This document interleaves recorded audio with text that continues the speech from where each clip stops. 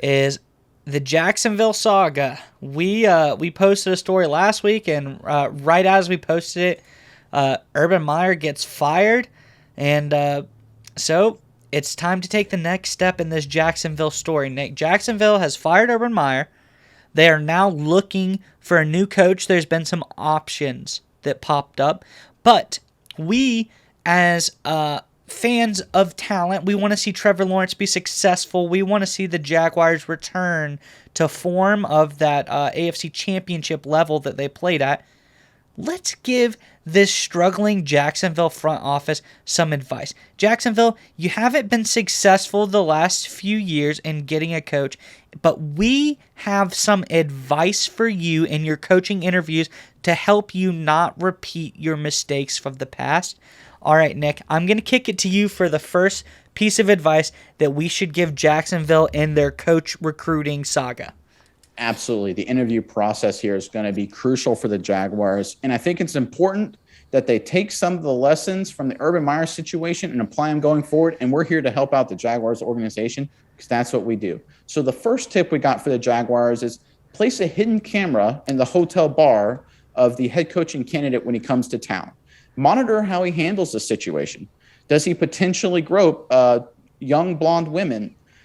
Bonus points if you place a hidden camera in a bar in this head coach's college town when he goes to visit. If you can find a bar that is owned and operated by the organization that this coach is a partner with, that's even more bonus points. So that's tip one. Put a hidden camera to monitor your head coach candidate's nightlife. That's a very good tip.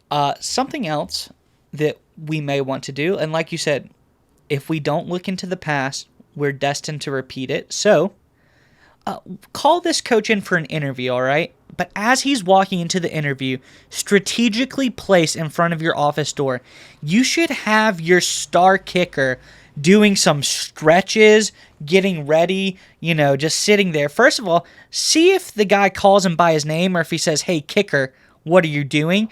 But secondly, let's see if he walks by, if he throws like a little kick to the shin. It could be playful. That's something to come, though. See if he attacks your kicker if he's in the hallway set up for anything like that. But have your kicker out there as a little bait and see if he tries to attack your kicker. That's an excellent interview tip. And so we're 2 down. We'll give you another one here, Jackson. We'll give you 2 more, actually, because we're kind of in a giving mood right now. Interview tip number 3. Ask the coach about some of their favorite players. Preferably pick players that this coach coached at least 15 years ago and then busted out in the NFL. Show pictures of these players and ask the coach if he sees them fitting in as a tight end position, even though that player has never, ever played tight end before at any point in his life. Ask the coach if he would then give that player a roster spot throughout all of training camp instead of a quality player that could help out your team. If he answers yes or even lightly considers the idea, that may be a red flag. Yeah, I think that's a pretty big red flag. Asking how he feels about old players. So keep that on the list and keep that up top. This is like a checklist.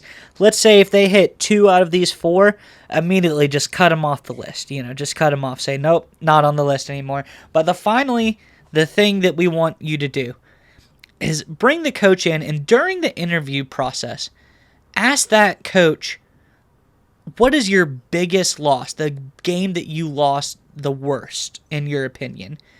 Now, ask them, who was to blame for that loss?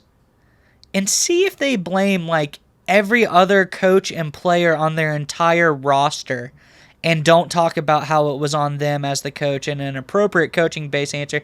See if he starts bad-mouthing all of his assistant coaches. See if he says that his players suck. Just see who he blames, and if he doesn't blame himself like any self-respecting coach would, be like, oh, yeah, that one was on me. We got to work harder.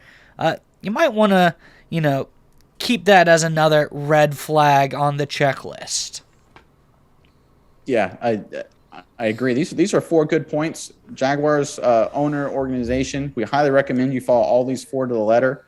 Mize was generous. He said if you get 2 of these checked off, that's a red flag. I would say if you get at least 1, that's a very scary red flag for any of your coaching candidates. But we wish you luck, Jackson, in your head coaching search, and please don't hesitate to give us a shout out when you follow these tips to find your next guy to run your organization.